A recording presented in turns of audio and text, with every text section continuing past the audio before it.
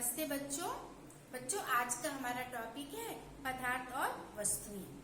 Video में जाने से पहले हमारे जीके जैन स्कूल के यूट्यूब चैनल को सब्सक्राइब करिए। बच्चों आज हम मैटर एंड मटेरियल्स यानी पदार्थ और वस्तु के बारे में अध्ययन करेंगे। बच्चों संसार की सभी वस्तुएं पदार्थ से बनी हैं।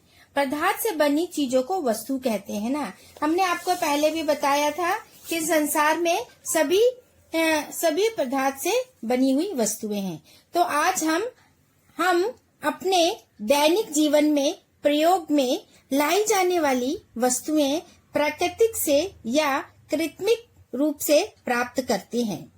सभी वस्तुओं की प्राकृतिक और विशेषताएं अलग अलग होती है ना बच्चों। आपने देखा है ना हमारे दैनिक जीवन का अर्थ क्या हुआ है। हम रोज अपने जीवन में अनेक प्रकार की वस्तुओं का उपयोग करते हैं। तो कुछ वस्तुएं हमें प्राकृतिक से मिलती हैं और कुछ मानव द्वारा निर्मित वस्तुओं से मिलती हैं। तो प्राकृतिक और सभी वस्तुओं की प्राकृतिक और विशेषताएं अलग अलग होती हैं। आज हम अपने जीवन में प्रयोग में लाई जाने वाली वस्तुओं और उनसे उनके प्राप्त होने की जानकारी के बारे में देखेंगे। तो बच्चों आज हम देखेंगे पदार्थ की अवस्थाएं, है ना। आपको मालूम है पदार्थ की 3 अवस्थाएं होती हैं, ठोस, द्रव्य, गैस, है ना। तो आज हम पदार्थ की अवस्था में प्रत्येक पदार्थ अणु और परमाणुओं से मिलकर बना है ना। प्रत्येक पदार्थ अणुओं परमाणुओं से मिलकर बना है जो 3 अवस्थाओं में पाया जाता है। कितनी अवस्थाओं में पाया जाता है? 3 अवस्थाओं में पाया जाता है। जैसे हुआ ठोस अवस्था, द्रव्य अवस्था, गैस अवस्था। तो बच्चों आपने पिछली कक्षा में पढ़ा होगा ठोस अवस्था क्या है ना, द्रव्य अवस्था क्या है, गैस अवस्था क्या है। तो आज हम इसके बारे में और थोड़ा ज्यादा जानकारी प्राप्त करेंगे। ठोस अवस्था यानी ठोस अवस्था में अणु बहुत पास पास होते हैं। ठोस अवस्था में अणु बहुत पास पास होते हैं। ठोस पदार्थ का आकार और आयतन निश्चित होता है। जैसे हमने आपको बताया ना, जैसे ईंट हुआ, पत्थर हुआ, अगर हम उसको एक स्थान पर रख देते हैं तो उसका आकार क्या हो जाता है? निश्चित हो जाता है। उसका भार, उसका आयतन भी निश्चित हो जाता है। यह दबाया नहीं जा सकता है, इसे हम दबा नहीं सकते हैं। तो आज हमने इसके बारे में अध्ययन किया कि ठोस पदार्थ में अणु बहुत पास पास होते हैं। हम चित्र के द्वारा मैं आपको अभी समझाऊंगी। ठोस पदार्थ का आकार और आयतन निश्चित होता है, यह दबाया नहीं जा सकता है। द्रव्य पदार्थों में अणुओं के बीच रिक्त स्थान होता है। अणु कुछ दूर दूर उपस्थित होते हैं। इनका आयतन निश्चित होता है और आकार अनिश्चित होता है। बच्चों जैसे हमने आपको पहले भी बताया, द्रव्य पदार्थ का उदाहरण बताया, जैसे पेट्रोल हुआ, डीजल हुआ, दूध हुआ, पानी हुआ, शरबत हुआ, ये सब हमारे द्रव्य पदार्थ के उदाहरण है ना। तो हम इसमें क्या बता रहे हैं आपको कि इसके अणु क्या रहते हैं? बहुत दूर दूर रहते हैं। क्यों दूर दूर रहते हैं? क्योंकि द्रव्य पदार्थ में बहने का गुण होता है। अगर द्रव्य पदार्थ को हम जमीन में डाल देंगे तो वो बहता हुआ चले जाएगा, तो उसके अणु क्या हो जाते हैं? दूर दूर हो जाते हैं। लेकिन ठोस पदार्थ में ऐसा नहीं है। ठोस पदार्थ के अणु बिल्कुल कसे हुए पास पास होते हैं। तो इसका आयतन भी क्या होता है? निश्चित होता है। आकार अनिश्चित होता है। आकार अनिश्चित कैसे होता है? अगर हम इसे जिस बर्तन में अगर हम डाल देते हैं तो वो उसी का रूप धारण कर लेता है। अगर हमने एक आधा लीटर दूध का पैकेट हमने बड़े बर्तन में डाला तो उसने उस रूप धारण कर लिया। अगर हमने उसको थाली में डाला तो उसका रूप धारण कर लिया। अभी नेक्स्ट है गैस पदार्थ। गैस में अणु बहुत दूर दूर होते हैं, इसलिए इन्हें आसानी से दबाया जा सकते हैं और आकार और आयतन दोनों अनिश्चित होते हैं। तो अभी गैस पदार्थ भी आप देखिए, हवा बहती है ना, तो इसमें क्या है? इसके भी अणु बहुत दूर दूर होते हैं। अभी बच्चों आपको मैं एक एक्टिविटी बता रही हूँ। अभी एक्टिविटी में आप क्या करना है? ठोस पदार्थ, द्रव्य पदार्थ और गैस पदार्थ आप खुद में इसमें आंसर लिखोगे। ताकि मैं अभी प्रश्न पूछ रही हूँ, ठोस पदार्थ का कोई उदाहरण दो। जैसे पत्थर है ना, तो पत्थर पदार्थ की कौन सी अवस्था हुई? पत्थर पदार्थ की ठोस अवस्था हुई, है ना। अभी द्रव्य अवस्था का एक उदाहरण दो, पेट्रोल। पेट्रोल द्रव्य अवस्था का एक उदाहरण है। अभी गैस है, हम जो हम सांस लेते हैं और हमारे द्वारा जो सांस छोड़ी जाती है उसमें से जो निकलती है वो गैस अवस्था हो गई, है ना। तो जल, वाष्प, ये सब हमारी गैस अवस्था हो गई। बच्चों नेक्स्ट आता है वस्तुएं। वस्तु विभिन्न पदार्थों का मिश्रण है। वस्तु विभिन्न पदार्थों का मिश्रण है।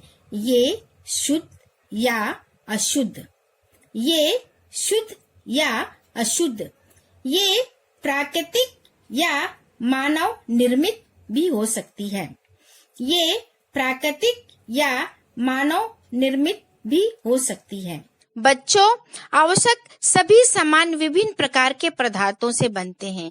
तो आपको हमने पिछली बार भी हमने बताया था ना कि पदार्थ नहीं है तो हम वस्तु नहीं बना सकते, है ना। तो आवश्यक सभी सामान विभिन्न प्रकार के पदार्थों से बनते हैं। जैसे वह प्राकृतिक मानव निर्मित पदार्थों से वस्तुओं का उत्पादन होता है। जैसे प्राकृतिक है ना, हमें जैसे पहाड़, नदियां सब हमारी प्राकृतिक वस्तुएं हो गई। लकड़ी हमारी प्राकृतिक वस्तु हो गई। निर्मित पदार्थ यानी मानव द्वारा निर्मित, मानव उससे अनेक प्रकार की वस्तुएं बनाता है, उसे हम क्या बोलते हैं, निर्मित वस्तुएं कहते हैं। बच्चों हमने आपको पहले बताया था सब पदार्थ अणुओं से मिलकर बनते हैं ना। हमने आपको ये बताया था ना, ठोस पदार्थ और गैस पदार्थ, द्रव्य पदार्थ, है ना। तो अणुओं के गुण मैं बताना चाहती हूँ आपको। तो पदार्थ प्रत्येक पदार्थ कई गुणों से मिलकर बना है। प्रत्येक पदार्थ कई गुणों से मिलकर बना है। अणु सूक्ष्म होते हैं जो कि दिखाई नहीं देते हैं। अणु हमें दिखाई नहीं देते हैं, बहुत सूक्ष्म होते हैं। एक प्रकार के पदार्थ के सब अणु समान होते हैं। एक पदार्थ के अणुओं की सब अणु समान होते हैं। एक पदार्थ के अणुओं की रचना दूसरे पदार्थ के अणु रचना से भिन्न होते हैं। दो अणुओं के बीच रिक्त स्थान होता है। अणु सदा गतिमान रहते हैं। अभी हम ठोस पदार्थ के बारे में अभी हम अध्ययन करेंगे, है ना। तो ठोस पदार्थ के अणु कैसे होते हैं। ठोस पदार्थ के अणु, है ना, तो ये क्या है, ठोस पदार्थ के अणु बहुत पास पास होते हैं। ठोस पदार्थ में भी कुछ अणु भार में अधिक और घने होते हैं, जैसे लोहा हो गया। और कुछ ठोस पदार्थों के अणु भार में कम होते हैं, जैसे रुई हो गई, है ना। तो रुई भी हमारी क्या है, ठोस पदार्थ है, लेकिन बहुत वो हल्की होती है। लेकिन इसी में लोहा क्या हो जाता है, बहुत भारी हो जाता है। इसी प्रकार नेक्स्ट हमारा द्रव्य पदार्थ में अणु के बीच रिक्त स्थान होता है। हमने कहा ना कि द्रव्य पदार्थ में बहने का गुण होता है। द्रव्य के अणुओं के बीच रिक्त स्थान अधिक होने के कारण द्रव्य तरल होते हैं। उनके स्थान में रिक्त स्थान होने के कारण वे तरल होते हैं। तरल का अर्थ क्या होता है, लिक्विड। लिक्विड यानी जैसे हमें जूस लिक्विड हुआ, हमारा पानी लिक्विड हुआ, ये सब हमारे लिक्विड पदार्थ हैं। तो द्रव के अणुओं के बीच रिक्त स्थान अधिक होने के कारण द्रव्य तरल होते हैं, परंतु अणु आपस में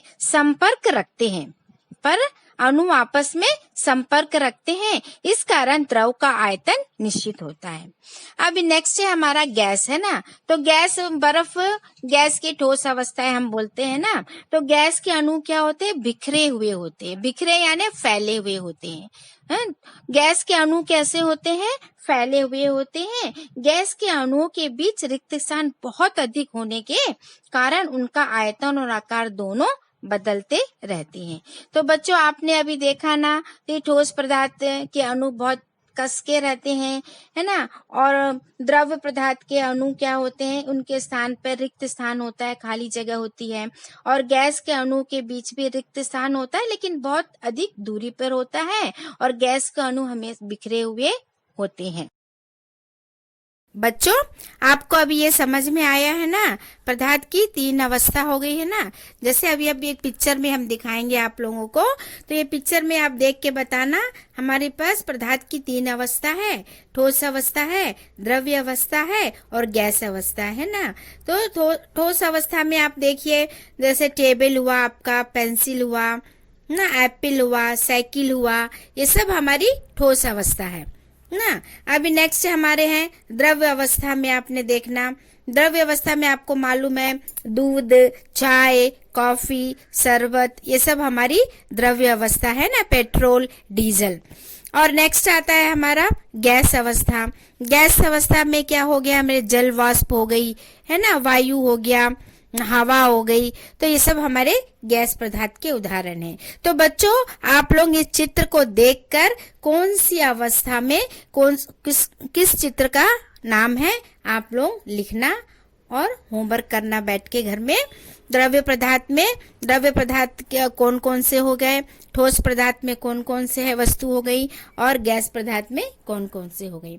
तो बच्चों आपको ये समझ में आया होगा ना अच्छी तरीके से, ये आप छोटी क्लास में से पढ़ते हुए आ रहे हो ना, तो आप इसको समझकर घर में प्रैक्टिस करना। बच्चों अगर ये वीडियो आपको पसंद आए तो आप इसे लाइक करिए और शेयर करिए। धन्यवाद बच्चों।